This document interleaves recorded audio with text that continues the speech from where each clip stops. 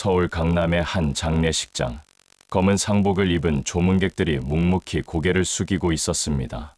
저, 박진수는 영정 사진 앞에 앉아 멍하니 사람들을 바라보고 있었습니다. 최 형사, 25년을 함께 일한 동료였습니다. 갑작스러운 심장마비로 세상을 떠났다는 소식에 아직도 실감이 나지 않았습니다. 삼가 고인의 명복을 빕니다. 고생 많으셨습니다. 수많은 사람들이 다가와 인사를 건넸고 저는 기계적으로 고개를 숙였습니다. 형사직을 그만둔 지 이미 오래였지만 옛 동료들이 하나둘 찾아와 위로의 말을 전했습니다. 그때였습니다. 장례식장 입구에서 묘한 기운이 느껴졌습니다. 한 무리의 사람들이 들어섰습니다. 고급 정장을 차려입은 그들 사이에서 한 여성이 제 시선을 사로잡았습니다. 30대 중반으로 보이는 그녀는 검은색 샤넬 수트에 단정하게 올린 머리, 그리고 냉정하면서도 우아한 분위기를 풍겼습니다. 뭔가 낯익은 느낌이었습니다. 그녀의 걸음걸이, 고개를 살짝 드는 각도, 무의식적으로 귀를 만지는 습관까지 심장이 이상하게 뛰기 시작했습니다. 여성은 영정 사진 앞에 깊게 절을 올렸습니다. 그때 그녀가 팔을 들어 절을 하는 순간 소매 사이로 왼쪽 손목 안쪽이 살짝 드러났습니다. 그곳에는 초승달 모양의 흉터가 있었습니다. 세상이 멈춘 것 같았습니다. 숨이 막혔습니다. 다리에 힘이 풀렸습니다. 그 흉터, 그건 제 딸, 지원이가 6살 때 부엌에서 끓는 물에 대어 생긴 똑같은 위치, 똑같은 모양의 흉터였습니다.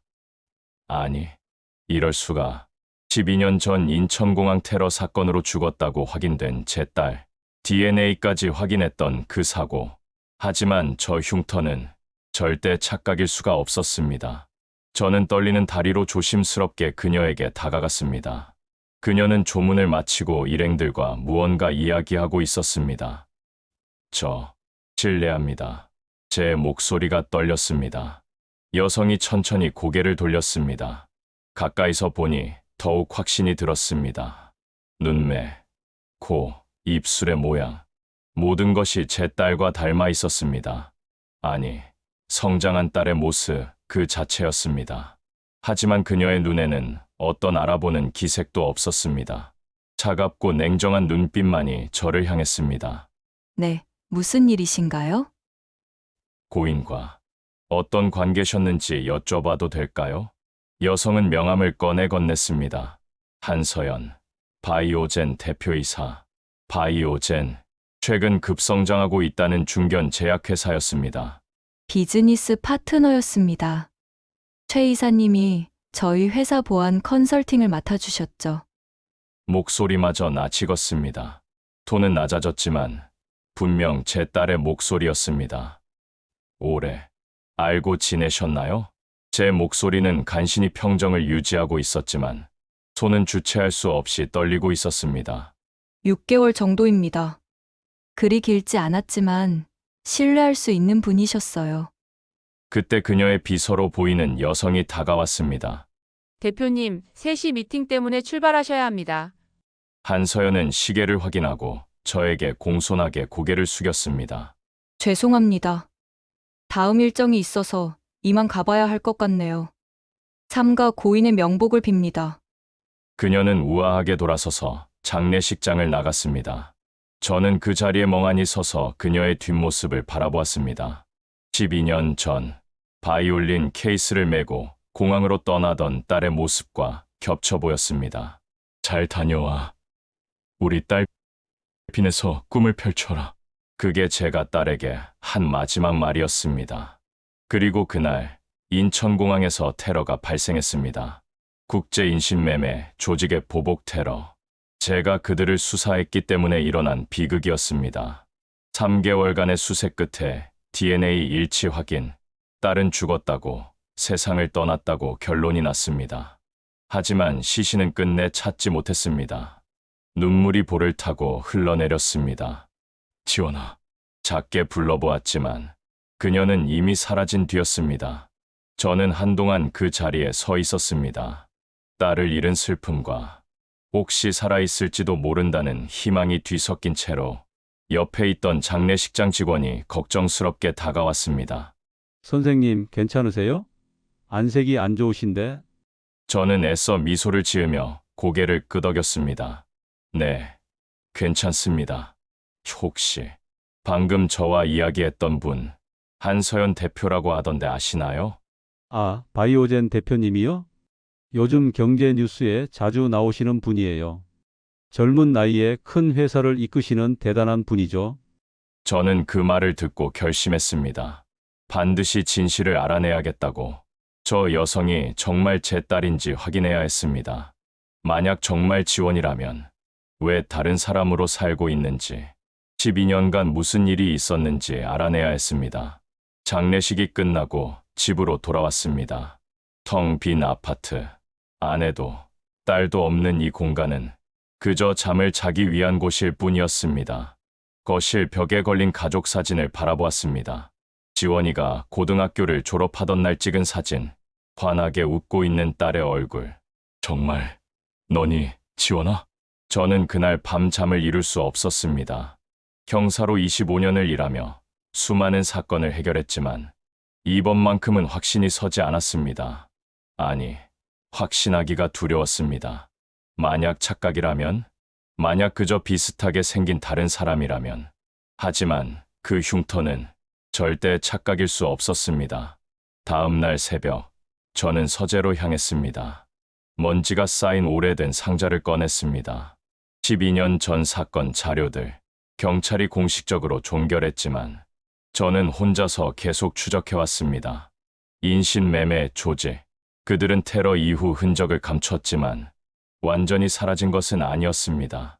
최근 정보에 따르면 그 조직이 장기 밀매로 사업을 확장했다는 소문이 있었습니다.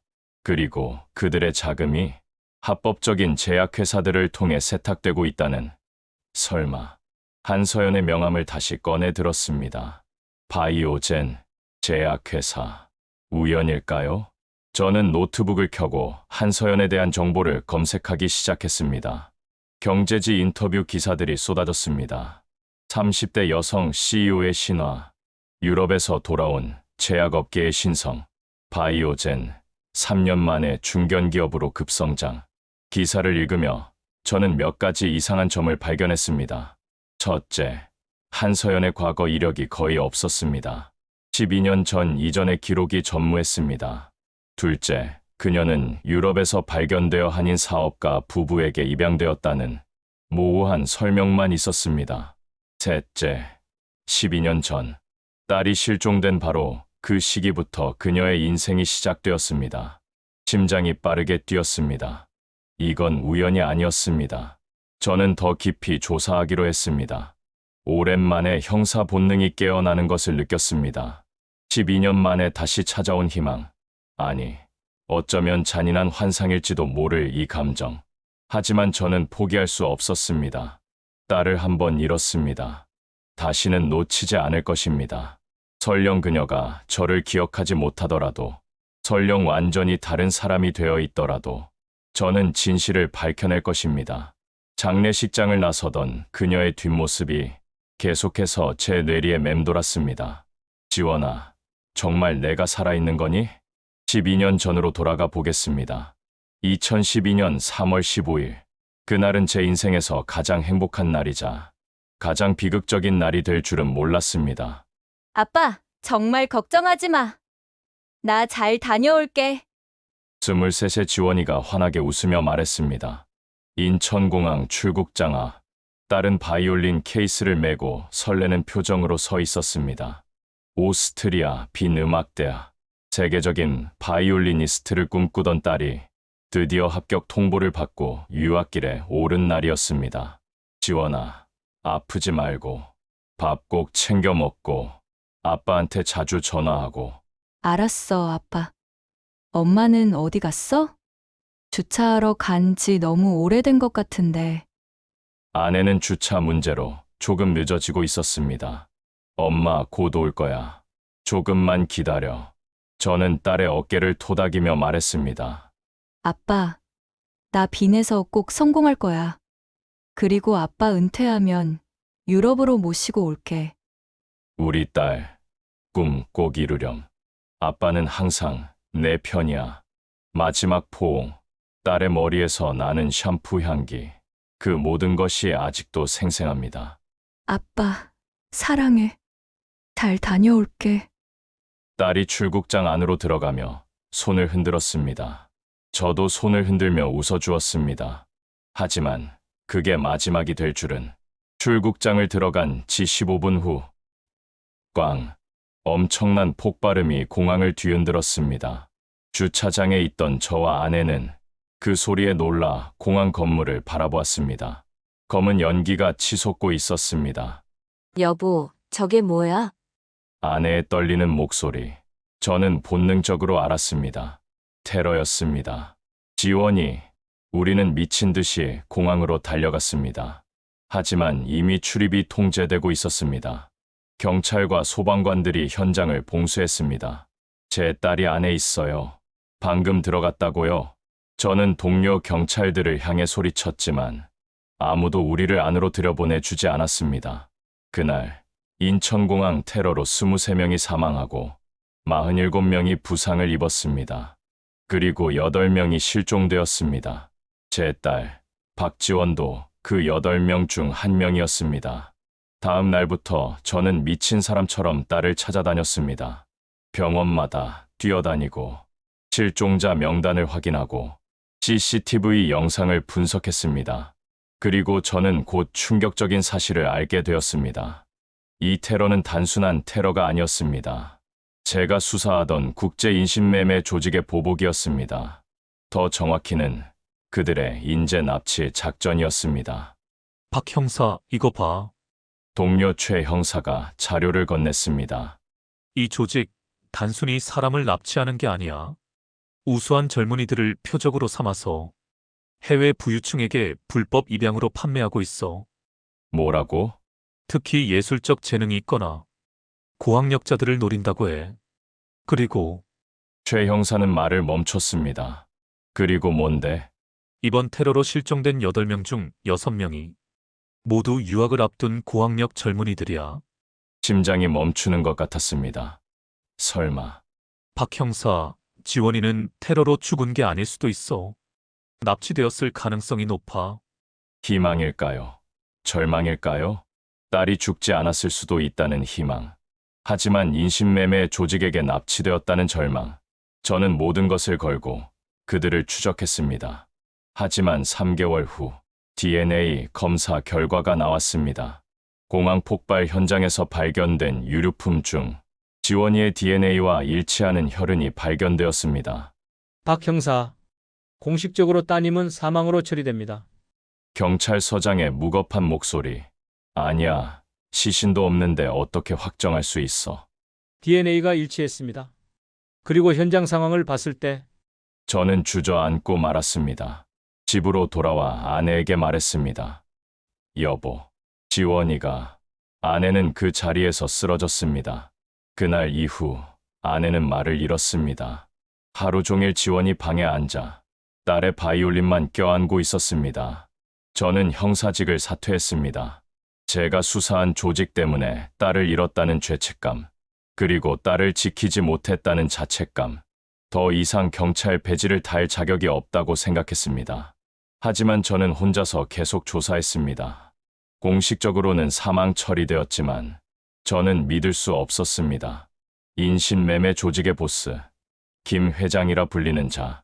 그는 테러 직전 해외로 도주했습니다. 그리고 그의 조직은 흔적을 감췄습니다. 하지만 완전히 사라진 것은 아니었습니다. 간간히 유럽과 동남아에서 비슷한 실종 사건들이 보고되었습니다. 그리고 5년 전 아내가 세상을 떠났습니다. 우울증과 심장병, 딸을 잃은 충격을 끝내 이겨내지 못했습니다. 아내의 마지막 말이 아직도 귓가에 맴돕니다. 여보, 지원이 찾으면 꼭 말해줘요. 엄마가 사랑했다고. 그날 이후 저는 완전히 혼자가 되었습니다. 작은 보안업체를 운영하며 겉으로는 평범한 삶을 살았지만 밤마다 저는 그 조직을 추적했습니다. 12년이 흘렀습니다. 대부분의 사람들은 제가 딸을 포기했다고 생각했습니다. 하지만 저는 단 하루도 포기한 적이 없었습니다. 그리고 최근 놀라운 정보를 입수했습니다. 그 조직이 장기 밀매로 사업을 확장했고 합법적인 제약회사들을 통해 자금을 세탁하고 있다는 것, 그리고 그 제약회사 중 하나가 최근 한국에 진출한 회사라는 것. 저는 최 형사에게 도움을 요청했습니다. 최 형사, 이 회사 좀 조사해줘. 바이오젠이라는 곳인데. 바이오젠? 요즘 뜨고 있는 회사잖아. 알았어. 내가 알아볼게. 그리고 일주일 후 최 형사가 심장마비로 갑자기 세상을 떠났습니다. 저는 확신했습니다. 이건 우연이 아니라고. 최 형사가 뭔가 중요한 걸 발견했고, 그래서 제거당한 것이라고.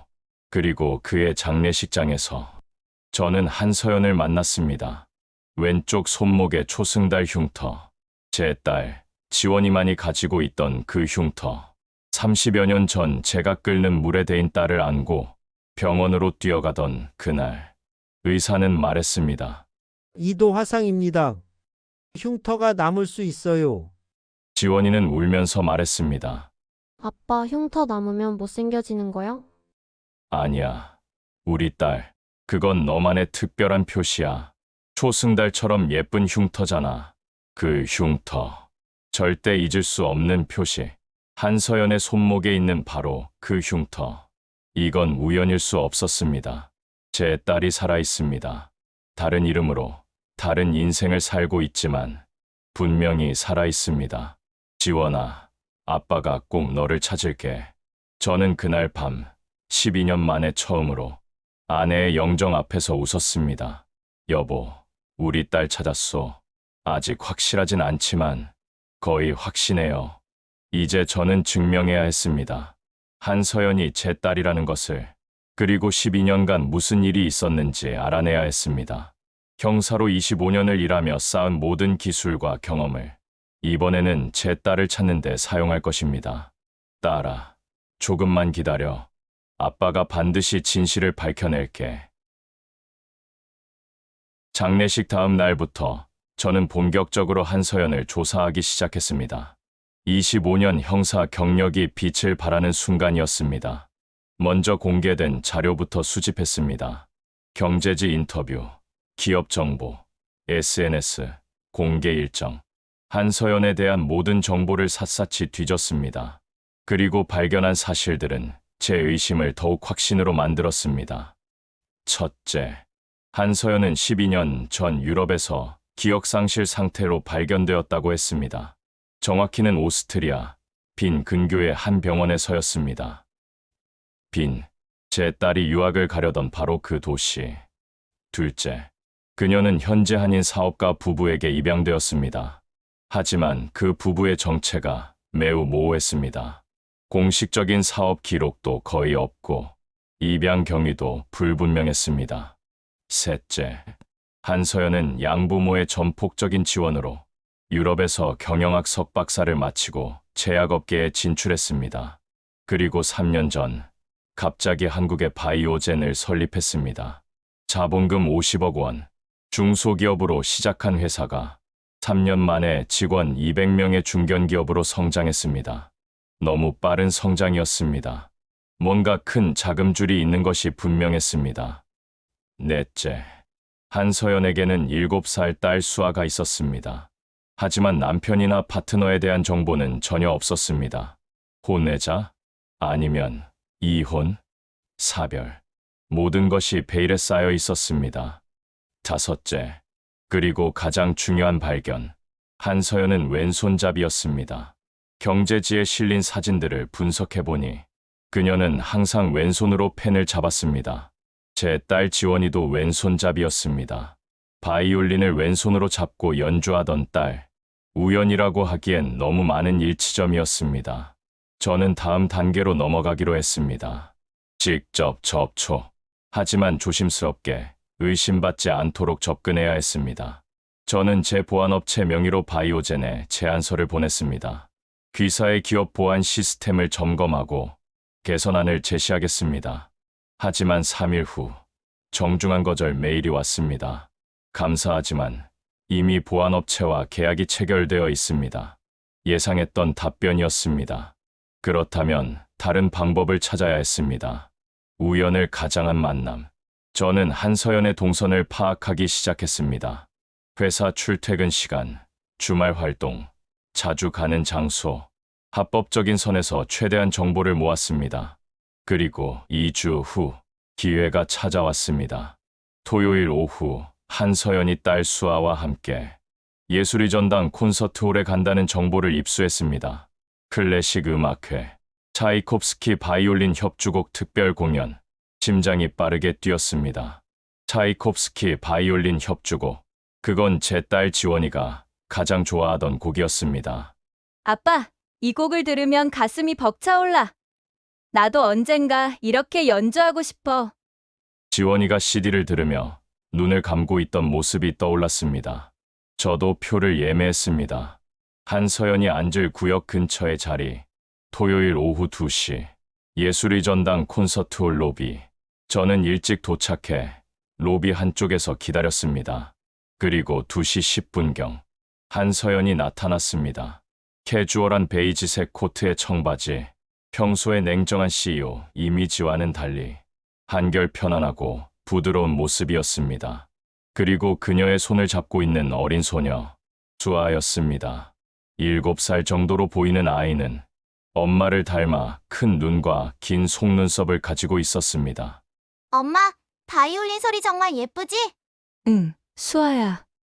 곧 들을 수 있어. 한서연의 목소리가 평소와 달리 부드러웠습니다. 딸 앞에서만큼은 차가운 CEO가 아닌 따뜻한 엄마의 모습이었습니다. 저는 조심스럽게 그들을 관찰했습니다. 그때 수아가 로비에 전시된 바이올린 사진을 보며 말했습니다. 엄마, 나도 바이올린 배우고 싶어. 한서연의 표정이 순간 굳었습니다. 뭔가 감정이 스치는 것 같았습니다. 바이올린. 응, 나중에 생각해보자. 그녀의 목소리가 살짝 떨렸습니다. 왜일까요? 바이올린이라는 단어에 왜 그런 반응을 보이는 걸까요? 공연이 시작되었습니다. 저는 몇 줄 뒤에서 그들을 지켜보았습니다. 조명이 어두워지고 바이올리니스트가 무대에 올랐습니다. 차이콥스키 바이올린 협주곡 D장조. 첫 음이 울려 퍼지는 순간 저는 한서연의 반응을 주시했습니다. 그녀의 어깨가 미세하게 떨렸습니다. 그리고 천천히 손으로 눈가를 닦았습니다. 울고 있었습니다. 옆에 앉은 딸 수아도 진지한 표정으로 연주에 집중하고 있었습니다. 그리고 아이의 눈에서도 눈물이 흘러내렸습니다. 엄마, 왜 눈물이 나지? 수아가 작은 목소리로 물었습니다. 수아도 그래. 엄마도 그래. 너무 아름다워서 그런가 봐. 한서연은 딸을 끌어안았습니다. 저는 그 모습을 보며 확신했습니다. 음악에 대한 이 감정적인 반응, 분명 제 딸 지원이가 맞았습니다.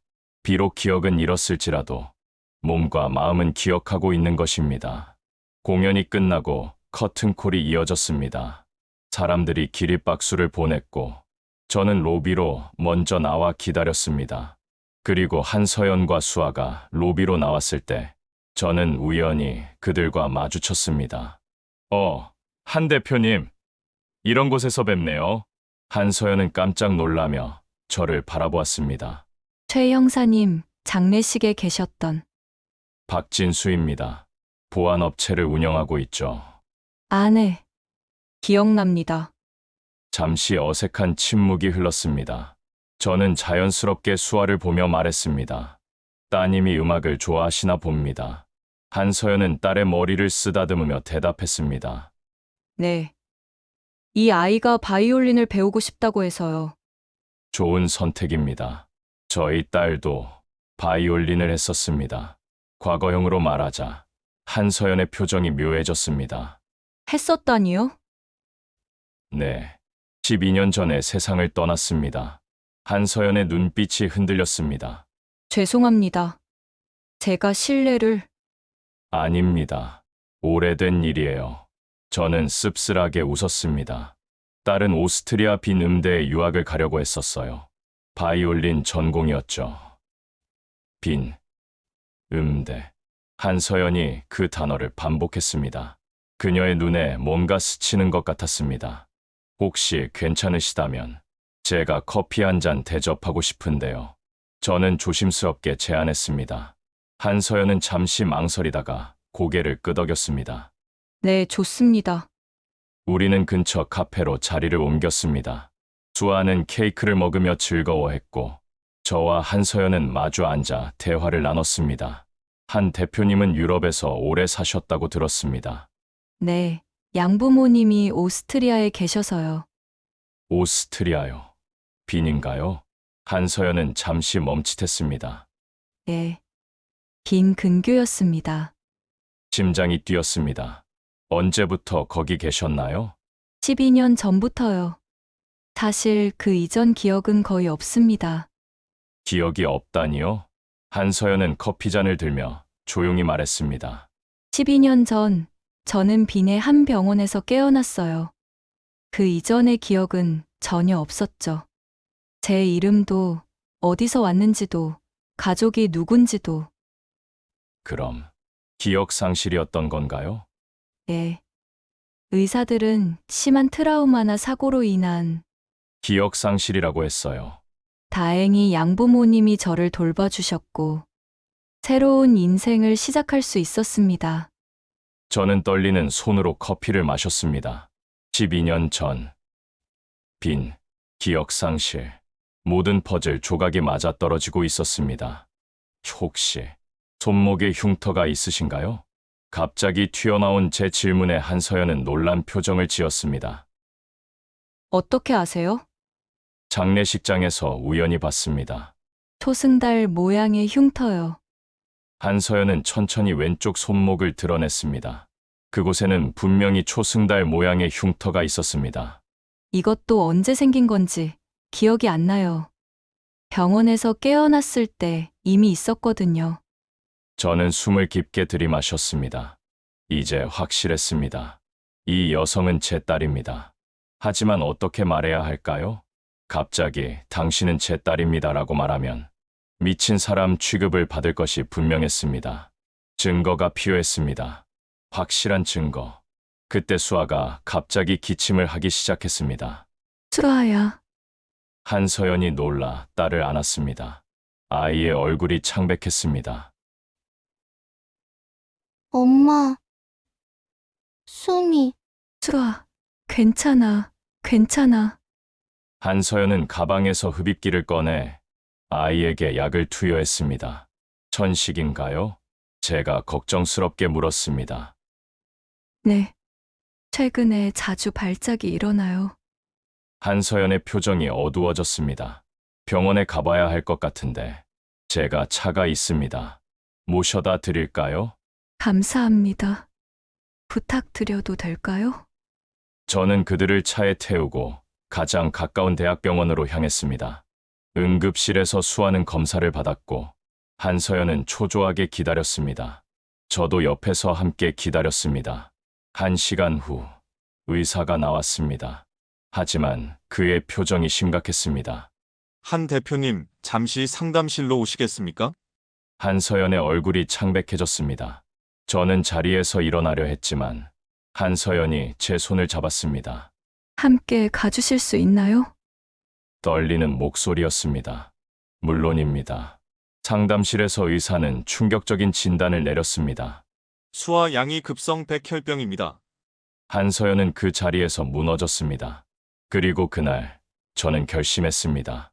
진실을 밝히는 것도 중요하지만 지금은 제 손녀를 살리는 것이 먼저라고. 설령 한서연이 저를 믿지 않더라도 제가 할 수 있는 모든 것을 해야 한다고. 한 대표님, 제가 도울 수 있는 게 있다면 무엇이든 말씀해 주세요.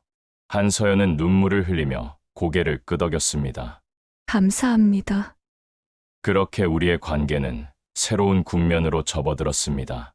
수아의 백혈병 진단 이후 모든 것이 빠르게 돌아가기 시작했습니다. 한서연은 최고의 의료진을 찾아다녔고 저도 제가 아는 모든 인맥을 동원했습니다. 결국 서울대병원 혈액종양내과, 최고의 전문의를 만날 수 있었습니다. 급성 림프 구성 백혈병입니다. 다행히 초기에 발견되었지만 치료가 시급합니다. 김 교수의 설명은 심각했습니다.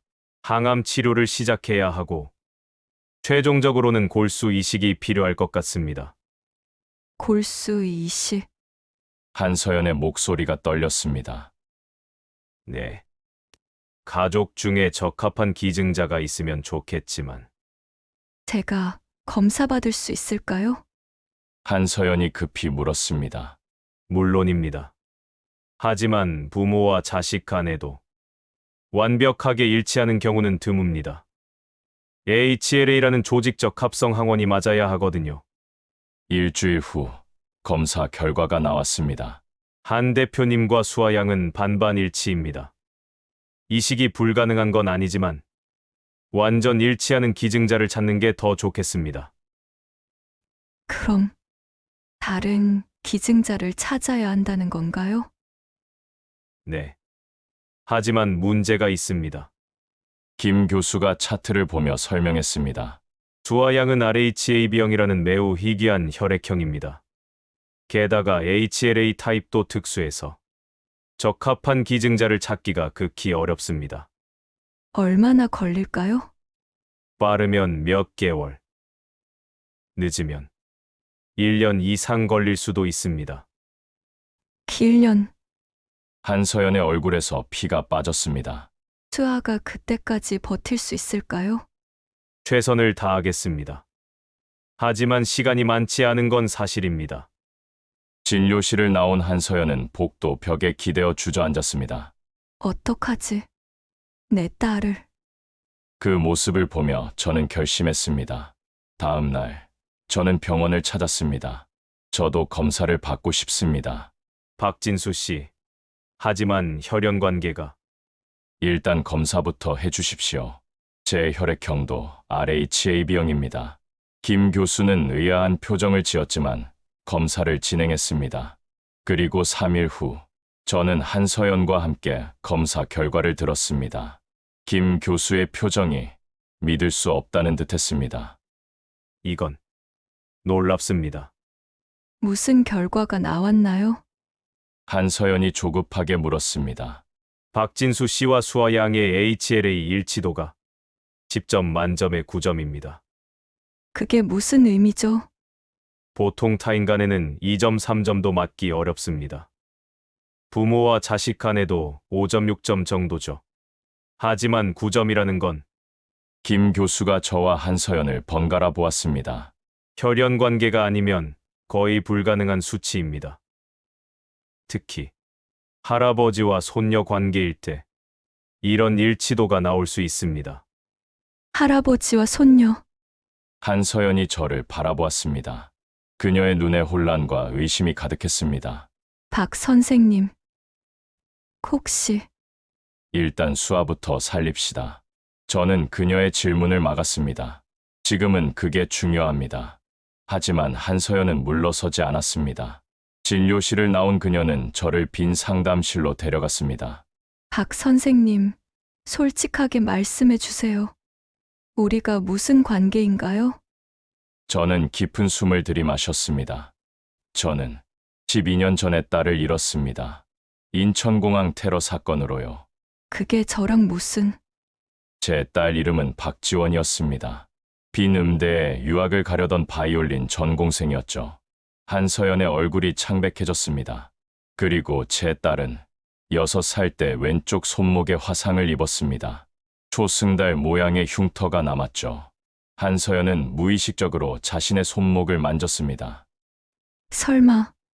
저는 가방에서 오래된 사진 한 장을 꺼냈습니다. 대학 입학식 날 찍은 가족 사진. 젊은 지원이가 환하게 웃고 있는 사진.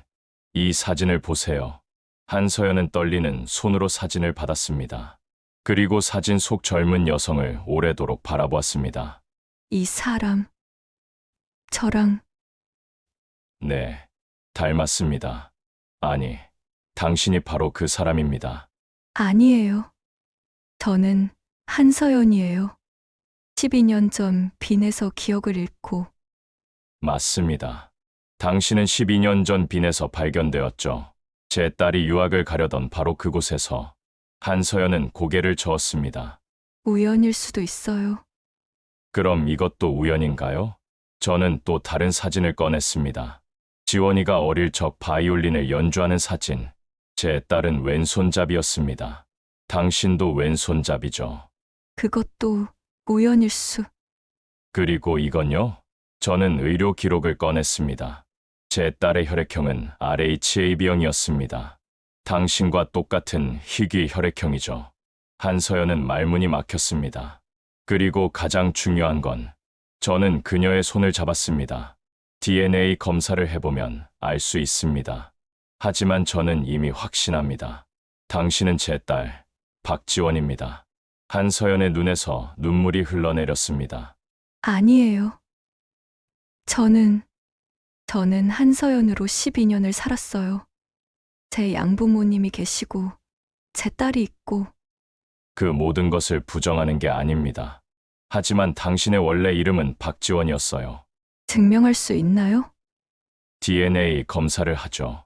그날 우리는 유전자 검사를 의뢰했습니다.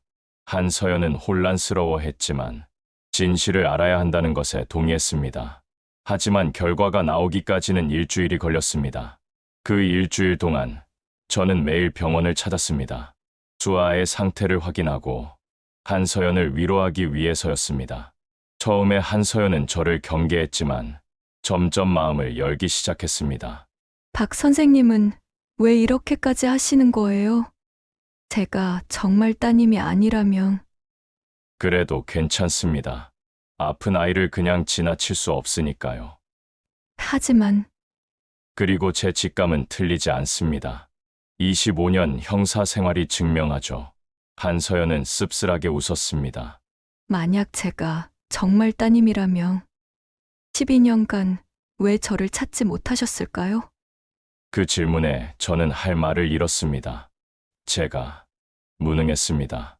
딸을 지키지 못한 아버지였죠.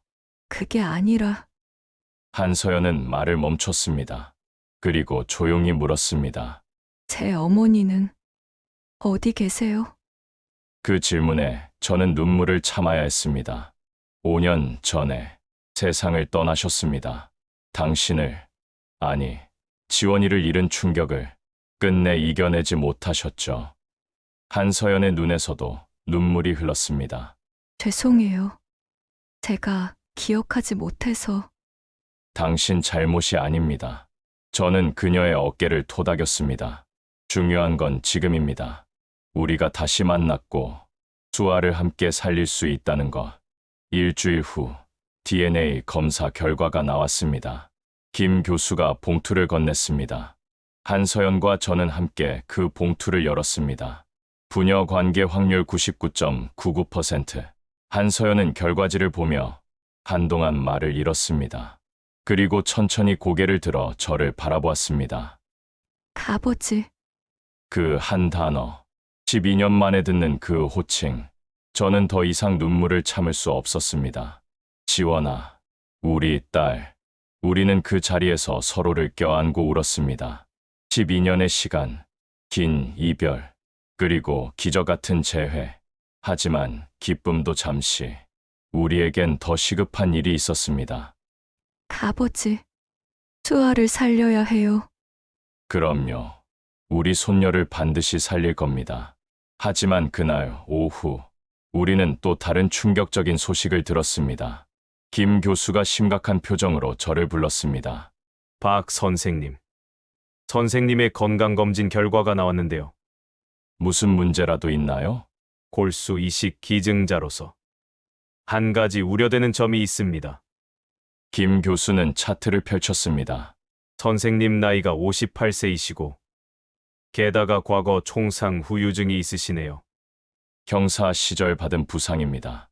하지만 지금은 괜찮습니다. 문제는 그게 아닙니다. 최근 혈압이 높으시고 심장에도 약간의 이상 소견이 보입니다. 그게 이식의 문제가 되나요? 김 교수는 심각한 표정으로 고개를 끄덕였습니다. 골수 채취 과정에서 전신 마취를 해야 하는데 선생님의 건강 상태로는 위험하다는 말씀이신가요? 솔직히 말씀드리면 합병증 위험이 일반인보다 두세 배 높습니다. 최악의 경우는요? 생명이 위험할 수도 있습니다. 그 말을 들은 한서연이 벌떡 일어났습니다. 그럼 안 됩니다. 다른 방법을 찾아야 해요. 하지만 지원아, 수아에게 시간이 없어. 그래도 아버지 목숨을 걸 수는 없어요. 한서연은 고개를 저었습니다. 12년 만에 다시 만났는데 아버지를 또 잃을 수는 없어요. 저는 딸의 손을 잡았습니다. 지원아, 들어봐. 아버지는 살 만큼 살았어. 하지만 수아는 이제 겨우 7살이야. 아버지, 그리고 나는 12년간 널 찾지 못한 아버지야. 이번만큼은 할아버지로서 손녀를 지키고 싶구나. 한서연은 울먹이며 고개를 저었습니다. 아버지가 제 딸을 사랑하듯 저도 아버지를 사랑해요. 비록 기억은 없지만 그래서 더 이식을 해야 해. 수아는 내 유일한 손녀잖아. 내 피가 흐르는 아이야. 우리는 오랫동안 이야기했습니다. 그리고 결국 한서연은 동의했습니다. 하지만 그녀의 눈에는 여전히 두려움이 가득했습니다. 이식 수술 날짜가 잡혔습니다. 2주 후, 그 2주 동안 우리는 잃어버린 시간을 조금이나마 메우려 애썼습니다. 저는 지원이에게 12년간의 이야기를 들려주었습니다. 어떻게 그녀를 찾아다녔는지, 어머니가 얼마나 그녀를 그리워했는지, 지원이도 자신의 이야기를 들려주었습니다. 비록 기억은 없지만 한서연으로 살아온 12년의 이야기를, 그리고 수아에 대한 이야기. 사실 수아 아빠는 없어요. 없다니? 정확히는 저도 몰라요. 제가 기억을 찾기 시작했을 때 이미 임신 중이었거든요. 제 표정이 굳었습니다. 혹시 강제로? 기억이 없어서 모르겠어요. 하지만 수아를 보면 후회는 없어요. 그래, 수아는 우리 가족이야. 그렇게 수술일이 다가왔습니다. 그리고 수술 전날 밤, 저는 아내의 영정 앞에 섰습니다. 여보, 우리 딸 찾았소. 그리고 내일 손녀를 살릴 겁니다. 만약 내가 돌아오지 못하더라도 우리 딸과 손녀는 잘 살 겁니다.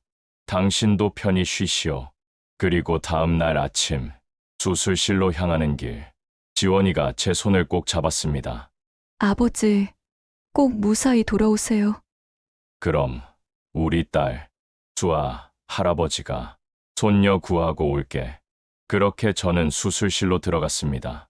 생전 처음으로 두렵지 않았습니다. 왜냐하면 이번에는 제가 사랑하는 사람들을 위한 일이었으니까요. 긴장감과 미스터리 요소 강화. 수술실 밖. 한서연은 의자에 앉아 떨리는 손으로 얼굴을 감쌌습니다. 벽시계의 초침 소리가 유난히 크게 들렸습니다. 치똑딱, 치똑딱. 수술 시작 후 1시간이 지났습니다. 엄마, 옆에 앉은 수아가 작은 목소리로 불렀습니다. 응, 수아야. 할아버지 괜찮으실까? 그럼 우리 수아.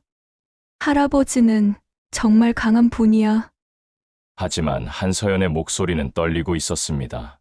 12년 만에 찾은 아버지. 그런데 자신을 위해, 정확히는 자신의 딸을 위해 생명을 걸고 있는 아버지. 그때 수술실 문이 열렸습니다. 간호사가 급하게 뛰어나왔습니다. 한 대표님, 환자 보호자 되시죠? 네, 무슨 일이에요? 한서연이 벌떡 일어났습니다. 지금 김 교수님과 마취과 교수님이 상해 중이십니다. 기증자분의 혈압이 급격히 떨어져서. 혈압이 떨어졌다고요? 네, 골수 채취 과정에서 예상치 못한 출혈이 발생했습니다. 한서연은 그 자리에서 휘청거렸습니다. 아버지, 10분 후, 김 교수가 나왔습니다. 수술복을 입은 그의 이마에는 땀이 송골송골 맺혀 있었습니다. 어떻게 됐나요? 일단 출혈은 멈췄습니다. 하지만요? 하지만요? 박 선생님의 심장에 무리가 갔습니다. 지금 상태가 매우 불안정해요. 그럼 수술을 중단하셔야 하는 거 아니에요? 그게 박 선생님이 의식이 흐려지는 중에도 계속하라고 하십니다. 한서연은 고개를 저었습니다. 안 돼요. 수술을 중단하세요. 하지만 지금 중단하면 수아 양에게 상관없어요. 아버지가 먼저예요. 김 교수는 난감한 표정을 지었습니다. 한 대표님, 지금 골수는 80% 정도 채취했습니다. 조금만 더 하면 수아 양 이식에 충분한 양이 됩니다. 하지만 아버지가 위험하잖아요. 물론입니다. 하지만 박 선생님은 손녀를 살리기 위해 기꺼이 위험을 감수하고 계십니다. 한서연은 주저앉았습니다. 수아가 엄마를 껴안았습니다. 엄마. 할아버지는 나 때문에. 아니야, 수아야. 내 잘못이 아니야. 한서연은 딸을 꼭 안으며 눈물을 흘렸습니다. 그리고 작은 목소리로 중얼거렸습니다. 미안해요, 아버지. 이기적인 딸이라서. 30분 후 수술이 재개되었습니다. 한서연은 그 시간 동안 한 발짝도 움직이지 못했습니다. 그리고 그녀의 머릿속에는 이상한 기억들이 떠오르기 시작했습니다. 지원아, 넘어지면 아프니까 천천히 타렴. 아빠는 겁쟁이야. 나 잘할 수 있어. 그래, 우리 딸. 아빠가 항상 옆에서 지켜줄게. 뭐지? 이 기억은. 한서연은 머리를 감쌌습니다. 분명 한 번도 경험한 적 없는 장면인데 너무나 생생했습니다. 회상, 지원아, 바이올린 발표회 정말 멋있었어. 아빠, 나 떨렸어. 실수할 뻔했다고. 아니야, 완벽했어. 아빠가 제일 자랑스러웠단다. 회상 끝. 눈물이 흘러내렸습니다. 아빠, 기억은 없었지만 마음은 기억하고 있었습니다. 그 따뜻함을, 그 사랑을. 2시간 후 수술실 문이 열렸습니다. 김 교수가 나왔고 그의 표정은 지쳐 있었습니다. 수술은 끝났습니다. 골수 채취는 성공적으로 마쳤습니다. 아버지는요? 지금 회복실로 이동 중입니다. 상태는 아직 불안정합니다. 볼 수 있나요? 잠시 후에 면회 가능합니다. 한서연은 안도의 한숨을 내쉬었습니다. 감사합니다, 교수님. 한 대표님, 정말 대단한 아버지를 두셨습니다. 생명의 위험을 무릅쓰고 손녀를 살리려 하시다니. 한서연은 고개를 끄덕였습니다. 그날 저녁, 저는 회복실에서 깨어났습니다. 온몸이 무겁고 통증이 심했지만 제일 먼저 물은 것은 한 가지였습니다. 수아는 괜찮아요, 아버지. 골수 채취 성공했어요. 지원이가 제 손을 잡으며 말했습니다. 다행이다. 아버지, 정말 무리하셨어요. 혈압이 떨어지고 출혈까지. 괜찮아. 이 정도는. 저는 미소를 지으려 했지만 너무 아팠습니다. 아버지, 푹 쉬세요. 제가 옆에 있을게요. 지원아, 네, 아버지. 12년 만에 다시 만나서 정말 좋구나. 저는 그렇게 다시 잠들었습니다. 한편 그날 밤 한서연은 병원 로비에서 누군가와 통화를 하고 있었습니다. 네, 양아버지. 저 생물학적 아버지를 찾았어요. 전화기 너머로 놀란 목소리가 들렸습니다. 정말이니 서연아? 네, DNA 검사까지 했어요. 확실해요. 그럼 12년 전 일이.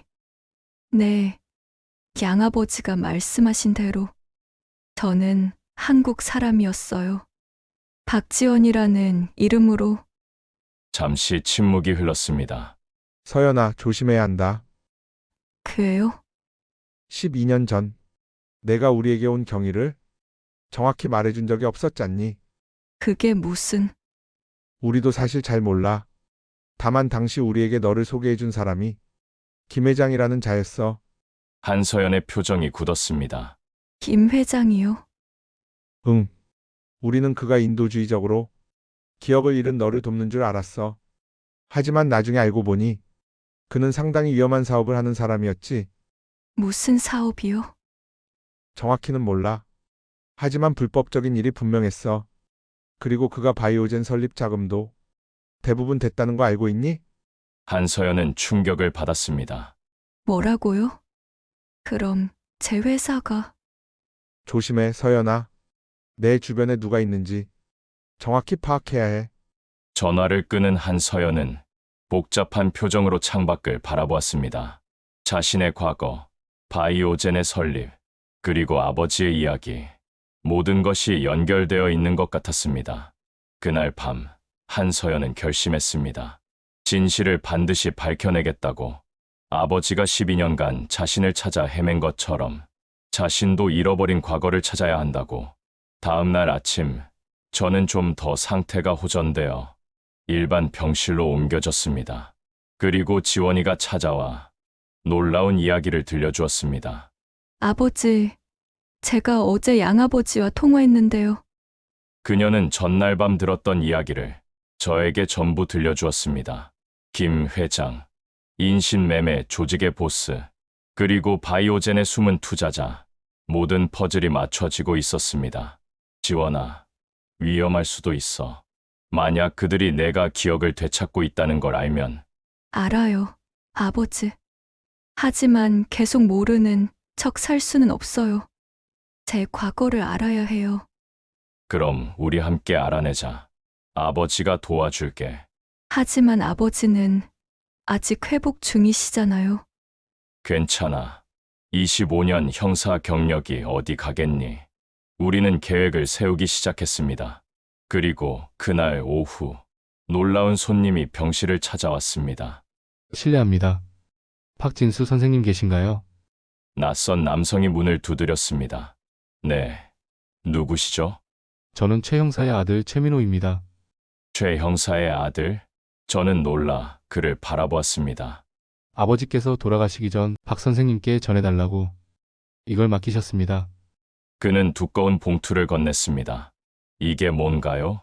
제가 봉투를 열어보진 않았지만 아버지 말씀으로는 박 형사라면 반드시 필요할 것이라고 하셨습니다. 봉투를 받아든 저는 천천히 봉인을 뜯었습니다. 그리고 그 안에 들어있던 것을 보고 숨이 멎는 것 같았습니다.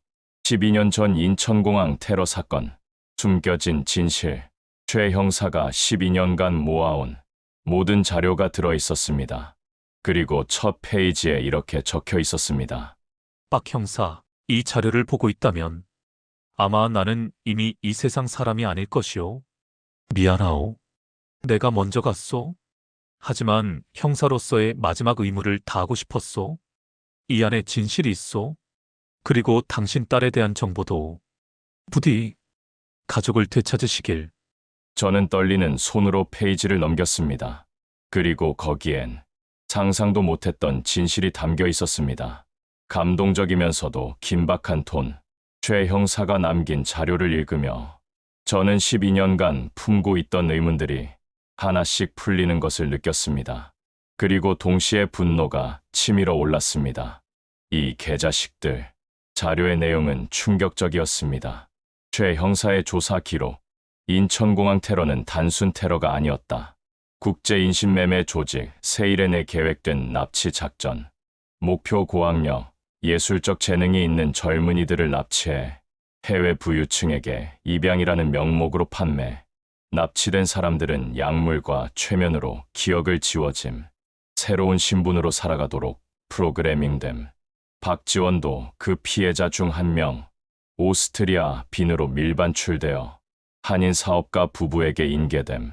김 회장, 세일엔 조직의 보스, 최근 장기 밀매로 사업 확장, 제약회사를 이용해 자금 세탁, 바이오젠은 김 회장의 자금으로 설립, 한서연 박지원은 그들의 작품이자 도구. 마지막 페이지에는 이렇게 적혀 있었습니다. 박 형사, 내가 이 조사를 하던 중 여러 번 위협을 받았소. 아마 내 죽음도 자연사가 아닐 것이오. 부디 조심하시오. 그리고 당신 딸을 지키시오. 저는 자료를 덮으며 주먹을 불끈 쥐었습니다.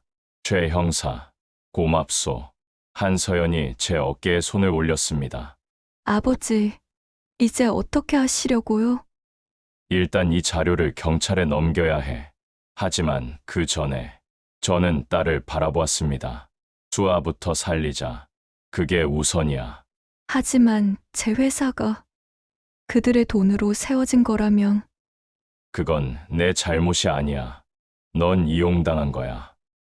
하지만 지원아, 들어봐. 지금 중요한 건 우리 손녀의 생명이야.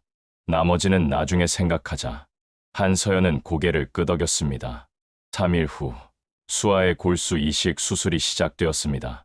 제가 기증한 골수를 수아에게 이식하는 과정이었습니다.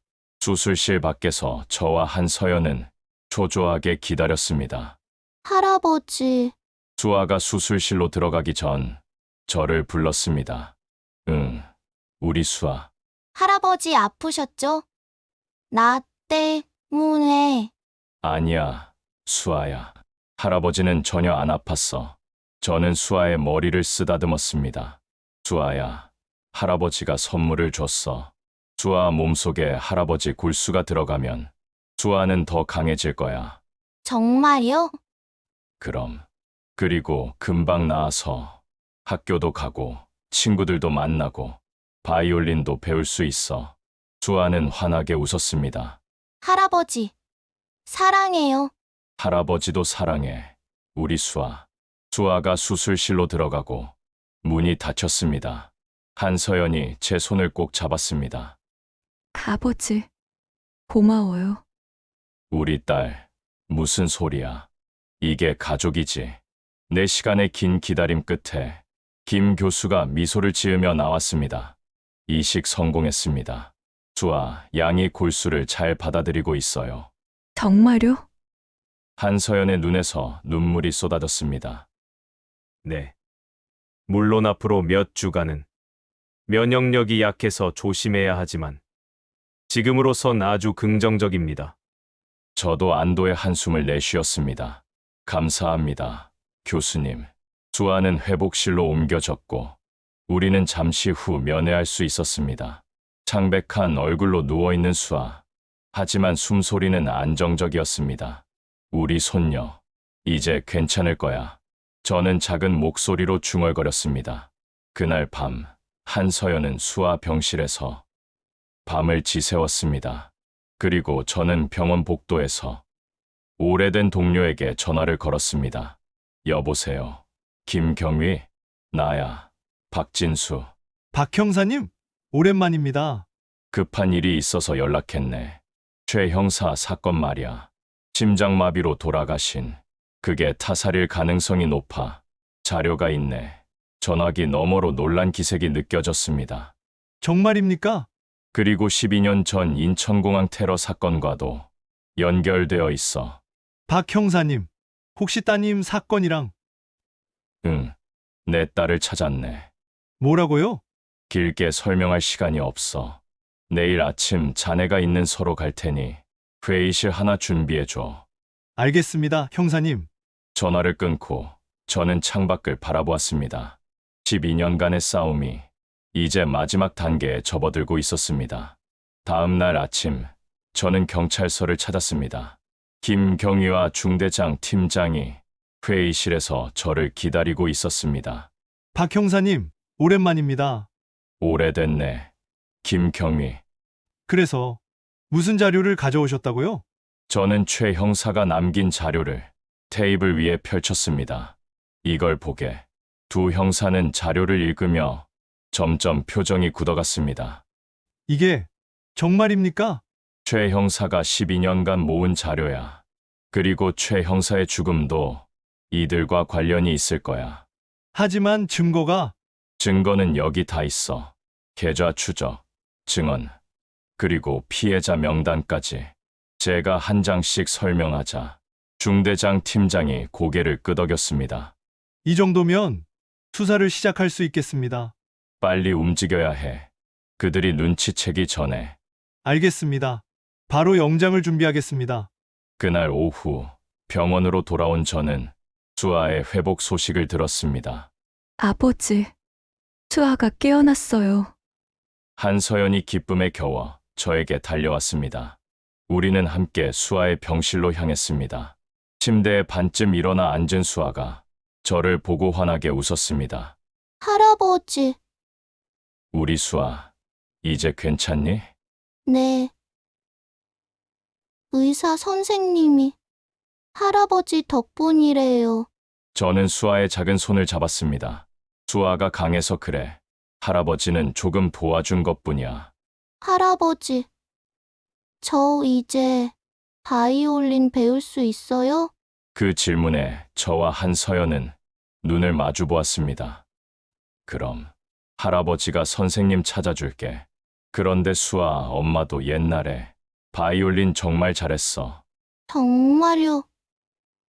엄마? 수아가 한서연을 보았습니다. 한서연의 눈에 눈물이 고였습니다. 응. 엄마도 옛날에는 바이올린을 했었대. 그럼 엄마가 가르쳐줘요. 한서연은 딸을 끌어안았습니다. 그래. 엄마가 기억을 찾으면 꼭 가르쳐 줄게. 저는 그 모습을 보며 따뜻함을 느꼈습니다.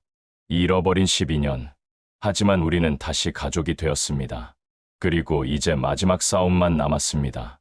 딸을 이용한 그 조직을 반드시 무너뜨려야 했습니다. 그날 밤, 제 휴대폰이 울렸습니다. 모르는 번호였습니다. 여보세요? 박진수 씨인가요? 낯선 남성의 목소리였습니다. 누구시죠? 당신이 경찰에 넘긴 자료요. 재밌게 봤습니다. 제 등에 식은땀이 흘렀습니다. 당신이 김 회장인가? 오, 역시 명석하시군요.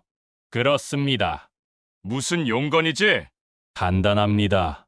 당신의 예쁜 딸과 손녀를 안전하게 지키고 싶으시다면 경찰의 자료 회수를 요청하십시오. 뭐라고? 12년 전에도 당신은 선택을 해야 했죠. 수사를 계속할 것인가, 가족을 지킬 것인가. 당신은 수사를 택했고 딸을 잃었죠. 저는 주먹을 불끈 쥐었습니다. 이 개자식! 24시간 드리겠습니다. 현명한 선택을 하시길. 전화가 끊어졌습니다. 저는 한동안 그 자리에 서 있었습니다. 12년 전의 악몽이 다시 돌아온 것 같았습니다. 하지만 이번에는 다를 것입니다. 이번에는 가족도 지키고 정의도 실현할 것입니다. 설령 제 목숨을 걸어야 한다 해도 긴장감 최고조, 복선 회수 시작. 김 회장의 협박 전화를 받은 저는 곧바로 한서연에게 연락했습니다. 지원아, 지금 당장 수아랑 함께 병원을 나가야 해. 왜요? 아버지, 무슨 일이에요? 설명할 시간 없어. 일단 안전한 곳으로 가 있어. 내가 연락할 때까지. 아버지, 도대체 무슨... 제발, 지원아. 아버지 말 믿고 따라줘. 한서연은 제 목소리에 절박함을 느꼈는지 더 묻지 않고 대답했습니다. 알았어요. 아버지. 저는 곧바로 김경위에게 전화를 걸었습니다. 경위, 영장 나왔나? 네, 오늘 오후에 발부됐습니다. 좋아. 그런데 우리가 움직이기 전에 내 딸과 손녀를 보호해야 해. 무슨 일입니까? 김 회장이 협박 전화를 해왔어. 지금 당장 보호 조치가 필요해. 알겠습니다. 즉시 안전가옥을 준비하겠습니다. 2시간 후 한서연과 수아는 경찰이 준비한 안전가옥으로 이동했습니다. 저도 그곳으로 향했습니다. 작은 아파트였지만 경찰 2명이 수문의 시간 경비를 서고 있었습니다. 아버지. 수아가 저를 보고 달려왔습니다. 우리 수아, 무섭지 않니? 아니요. 경찰 아저씨들이 같이 있어서 괜찮아요. 저는 수아를 안아 올렸습니다. 그리고 한서연과 마주 앉았습니다. 아버지, 도대체 무슨 일이에요? 저는 김 회장의 협박 전화 내용을 모두 말해주었습니다. 한서연의 얼굴이 창백해졌습니다. 그럼 우리가 위험한 건가요? 내가 지킬게. 이번에는 절대 당하지 않아. 아버지, 지원아, 12년 전에 아버지가 실수했어. 일에만 집중하느라 너를 지키지 못했지. 하지만 이번에는 다를 거야. 한서연은 제 손을 잡았습니다. 아버지는 실수하신 게 아니에요. 아버지는 정의를 위해 싸우셨어요. 하지만 그 때문에 너를 이제 우리 함께 싸워요. 아버지 혼자가 아니에요. 그날 밤 우리는 최 형사의 자료를 다시 한번 면밀히 검토했습니다. 그리고 한 가지 놀라운 사실을 발견했습니다. 이게 뭐지? 한서연이 한 페이지를 가리켰습니다. 바이오젠 설립 당시. 초기 이사진 명단이에요. 명단을 보니 낯익은 이름들이 있었습니다. 이 사람, 우리 회사 재무이사 아니에요? 그래. 그리고 이 사람은 저는 또 다른 이름을 가리켰습니다. 지원이 양아버지 친구라고 했던 그 사람 아닌가? 한서연의 표정이 굳어졌습니다. 설마 회사 내부에 그들의 사람이 있다는 건가요? 그럴 가능성이 높아 우리는 더 깊이 자료를 파고들었습니다. 그리고 최 형사가 표시해둔 특별한 메모를 발견했습니다. 딸아이가 있다. 이게 무슨 의미일까요? 제가 그 메모를 보며 중얼거렸습니다. 갑자기 한서연의 표정이 변했습니다. 아버지, 혹시 수아가... 무슨 말이야? 저 사실 수아를 어떻게 임신했는지 전혀 기억이 없어요. 뭐라고? 한서연은 떨리는 목소리로 말을 이었습니다. 기억을 찾기 시작했을 때 이미 임신 5개월이었어요. 그 이전의 기억은 전혀 없고, 그럼 수아도 그들의 계획에... 우리는 동시에 깨달았습니다. 수아는 그냥 태어난 아이가 아니었습니다. 조직이 한서연을, 아니, 지원이를 완전히 통제하기 위한 인질로 만들어진 존재일 수도 있었습니다. 앞소사, 한서연이 입을 막았습니다. 하지만 지원아, 수아는 내 딸이야. 어떤 경위로 태어났든 지금 수아는 우리 가족이야. 알아요, 아버지. 저도 수아를 사랑해요. 하지만 이게 사실이라면... 그래서 더 그들을 잡아야 해. 수아를 도구로 쓰려 한 그 개자식들을. 저는 주먹을 쥐었습니다. 다음 날 아침, 경찰이 본격적인 수사에 착수했습니다. 바이오젠 본사와 김 회장의 여러 계열사에 동시에 압수수색이 들어갔습니다. TV 뉴스가 속보로 전했습니다. 대규모 인신매매, 조직 적발, 12년 전 인천공항 테러와 연관. 한서연은 TV를 보며 복잡한 표정을 지었습니다. 제 회사가 그런 조직의 돈으로 만들어졌다니. 지원아, 내 잘못이 아니야. 하지만 직원들은 어떻게 해요? 회사는 어떻게 되는 거예요? 일단 수사 결과를 기다려야지. 불법 자금은 환수되겠지만 회사 자체는 내가 정직하게 운영했으니까 크게 문제 없을 거야. 그때 김경희로부터 전화가 왔습니다. 박 형사님, 김 회장의 아지트를 찾았습니다. 어디지? 경기도 파주에 있는 한 리조트 건물입니다. 지금 특공대와 함께 진입 준비 중입니다. 나도 갈게. 형사님, 위험합니다. 괜찮아. 이건 내 일이야. 저는 서둘러 준비를 했습니다. 한서연이 제 팔을 잡았습니다. 아버지, 조심하세요. 걱정 마. 금방 다녀올게. 아버지, 한서연은 잠시 망설이다가 말했습니다. 저도 같이 가요. 안 돼. 너는 여기서 수아를 지켜야 해. 하지만 이건 제 문제이기도 해요. 저를 이용한 그들을 직접 보고 싶어요. 저는 딸의 눈을 바라보았습니다. 그 눈에는 결연함이 서려 있었습니다. 알았어. 하지만 내 곁을 떠나면 안 돼. 네, 아버지. 우리는 수아를 경찰 보호하에 두고 파주로 향했습니다.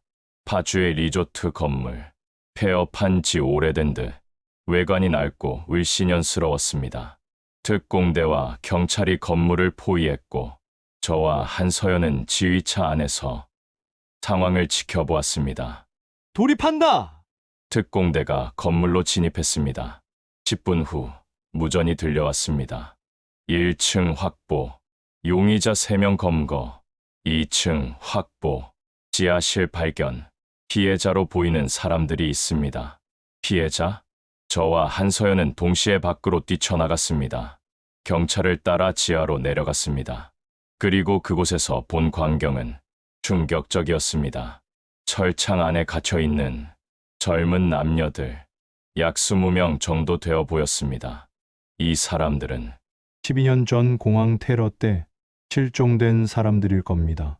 김경위가 말했습니다. 12년간 여기에 갇혀 있었던 건가요? 한서연의 목소리가 떨렸습니다. 아니, 이들은 최근 피해자들로 보입니다. 12년 전 피해자들은 이미 해외로 밀반출되었을 거예요.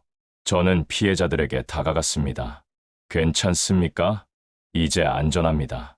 한 젊은 여성이 떨리는 목소리로 말했습니다. 제발 저희를 집에 보내주세요.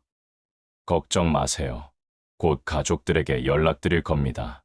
그때 위층에서 소란스러운 소리가 들렸습니다. 김 회장 발견. 도주 시도 중. 저는 급히 위층으로 뛰어 올라갔습니다. 뒷문 쪽에서 한 남성이 경찰들과 대치하고 있었습니다. 50대 후반으로 보이는 남성, 고급 양복을 입고 있었지만 얼굴에는 악독함이 묻어났습니다. 김 회장, 제가 다가가자 그는 저를 알아보았습니다. 박진수 형사! 아니, 이제는 전직 형사지! 12년 만이군 개자식. 오, 아직도 원한을 품고 계셨나 보죠? 당신 딸 거는 정말 안 됐다고 생각합니다. 닥쳐! 저는 그에게 달려들려 했지만 경찰들이 저를 막았습니다.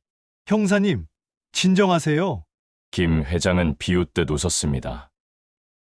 박 형사! 당신 덕분에 좋은 상품을 얻었죠? 박지원, 아주 훌륭한 인재였습니다.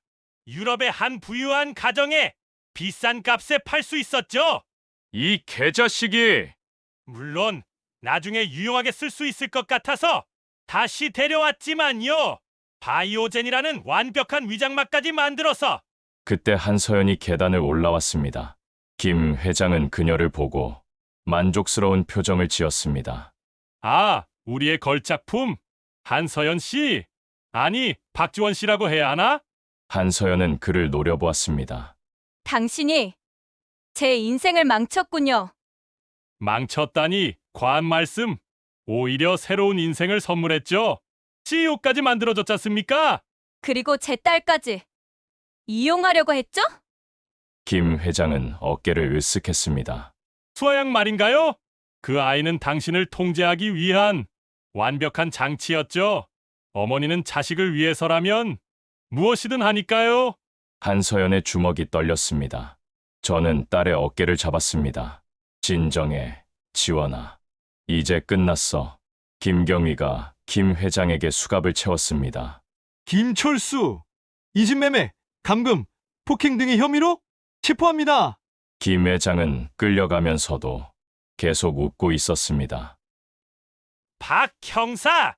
당신은 이겼다고 생각하겠지만 이건 시작에 불과합니다. 우리 조직은 당신이 생각하는 것보다 훨씬 크거든요. 그럼 전부 다 무너뜨리면 되지. 저는 차갑게 말했습니다. 김 회장이 호송차에 실려갔습니다. 한서연이 제 옆에 섰습니다. 아버지, 끝난 건가요? 아직 아니야. 하지만 가장 큰 고비는 넘겼어. 수아에게 가요. 빨리 안아주고 싶어요. 그래, 가자. 우리는 안전가옥으로 돌아갔습니다. 수아는 TV로 뉴스를 보고 있었습니다. 엄마! 할아버지! 수아가 우리를 보고 달려왔습니다. 한서연은 딸을 꼭 안아주었습니다. 수아야, 이제 다 괜찮아. 엄마. 울고 있어요? 응. 기쁜 눈물이야. 저도 그들을 끌어안았습니다. 12년간의 악몽이 드디어 끝나고 있었습니다. 하지만 아직 한 가지 남은 일이 있었습니다. 아내에게 이 소식을 전해야 했습니다. 그날 밤, 우리는 함께 아내의 묘지를 찾았습니다. 여보, 우리 딸 데리고 왔소. 저는 묘비 앞에 무릎을 꿇었습니다. 한서연도 옆에 섰습니다. 어머니, 비록 기억은 없지만 이렇게 찾아뵙게 되어 정말 죄송하고 감사합니다. 수아도 작은 손으로 꽃을 놓았습니다. 할머니, 저 수아예요. 처음 뵙지만 할머니, 손녀예요. 저는 눈물을 흘리며 말했습니다. 여보, 12년 걸렸지만 약속 지켰소. 우리 딸 찾아왔소. 그날 밤, 달빛이 유난히 밝았습니다. 마치 아내가 하늘에서 미소 짓고 있는 것 같았습니다. 따뜻하고 희망적인 톤으로 마무리. 김 회장이 체포된 지 3개월이 지났습니다. 세일엔 조직은 국제 공조 수사를 통해 대부분 와해되었습니다. 그 과정에서 12년 전 실종자들 중 7명을 더 찾아낼 수 있었습니다. 물론 모두가 기억을 잃은 상태였지만 DNA 검사를 통해 가족들과 재회했습니다. 제 책상 위에는 그 가족들이 보내온 감사 편지들이 수북이 쌓여 있었습니다. 형사님, 딸을 찾아주셔서 감사합니다. 아들을 되찾게 해주셔서 평생 잊지 못할 것입니다. 저는 그 편지들을 읽으며 조용히 미소 지었습니다. 최 형사, 당신 덕분입니다. 당신이 목숨 걸고 모은 자료가 이렇게 많은 가족을 되찾게 해주었습니다. 저는 최 형사의 묘지를 찾았습니다. 최 형사, 해냈네. 우리가 해냈어. 묘비 앞에 소주 한 병을 놓았습니다. 12년 전 함께 시작한 수사를 이제 끝냈네. 고맙네, 동료. 바람이 불어와 제 뺨을 스쳤습니다. 마치 최 형사의 마지막 인사 같았습니다. 한편 바이오젠은 큰 변화를 겪고 있었습니다. 불법 자금은 모두 환수되었고 조직과 연루된 임직원들은 전부 사퇴하거나 해고되었습니다. 하지만 한서연은 회사를 지켰습니다. 저는 이 회사를 정직하게 다시 세울 겁니다. 주주총회에서 그녀가 선언했습니다.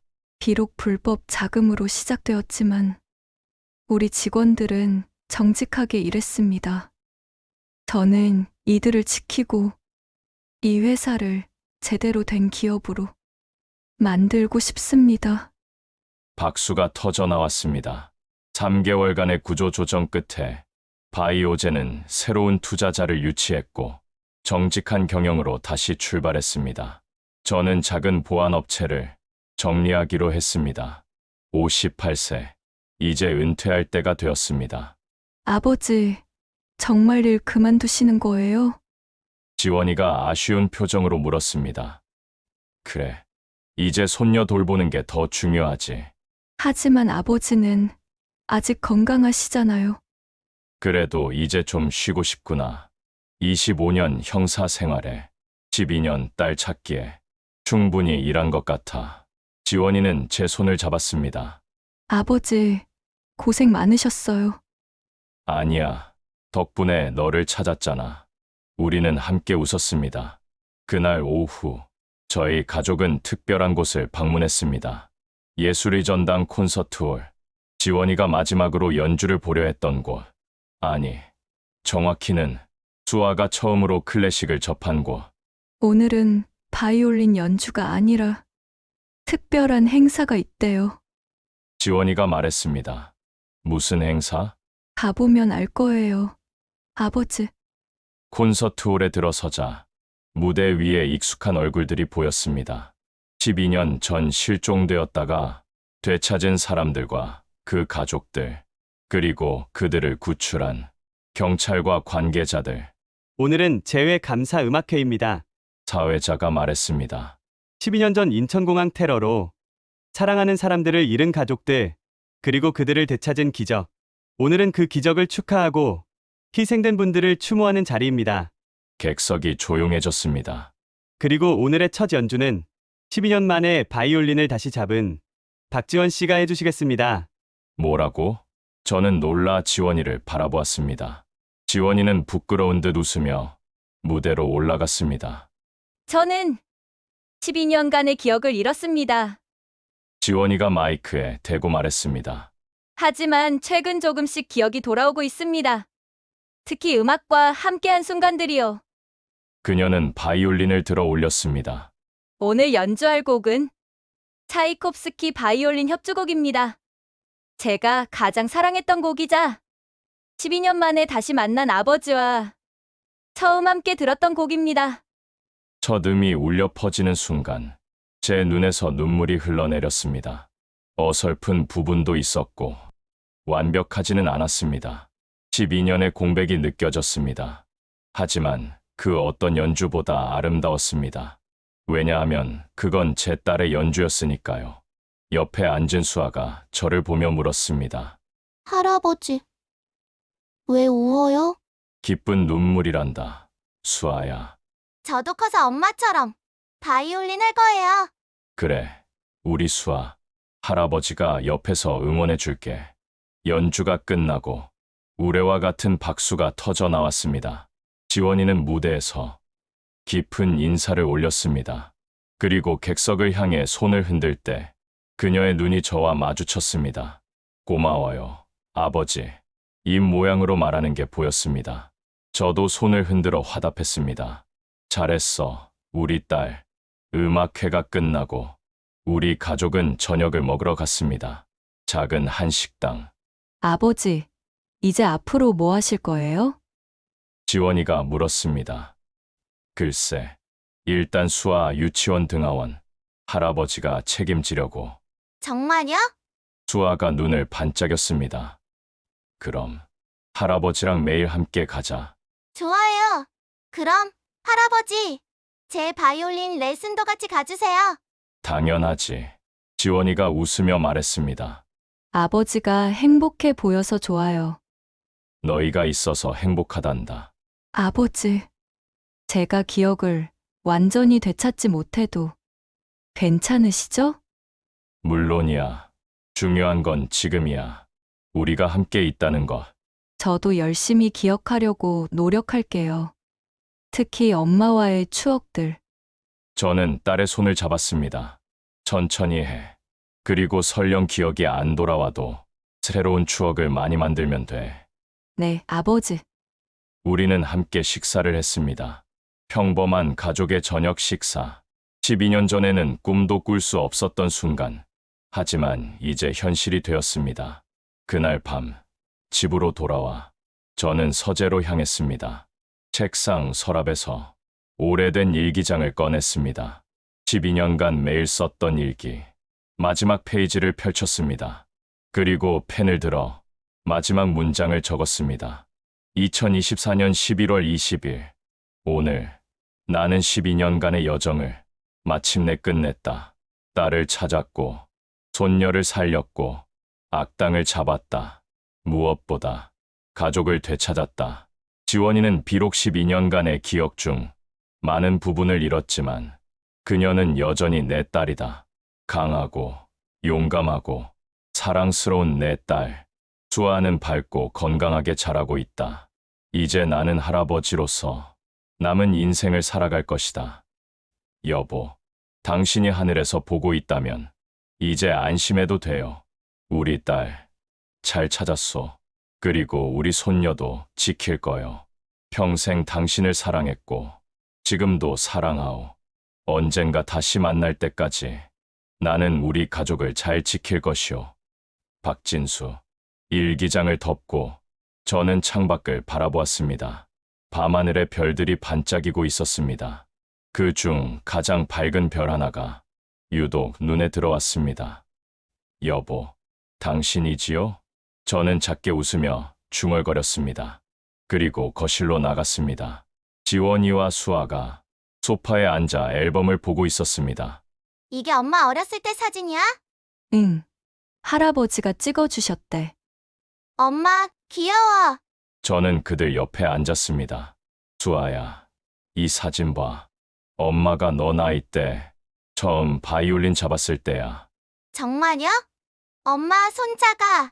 우리는 함께 웃으며 앨범을 넘겼습니다. 잃어버린 시간들, 새로 만들어갈 시간들, 모든 것이 소중했습니다. 그리고 저는 깨달았습니다. 행복이란 거창한 것이 아니라는 것을. 사랑하는 사람들과 함께 평범한 일상을 사는 것, 그것이 바로 제가 12년간 찾아 헤맨 진정한 행복이었습니다. 몇 년 후, 수아는 이제 12살이 되었습니다. 학교에서 바이올린 실력으로 유명하고 지원이에게 직접 레슨을 받고 있습니다. 지원이는 바이오젠을 국내 굴지의 제약회사로 키웠습니다. 그리고 인신매매 피해자들을 돕는 재단도 설립했습니다. 저는 매일 아침 수아를 학교에 데려다 주고 오후에는 집 근처 카페에서 동네 어르신들과 바둑을 둡니다. 그리고 저녁에는 가족과 함께 저녁을 먹습니다. 평범하지만 그 어느 때보다 행복한 나날들입니다.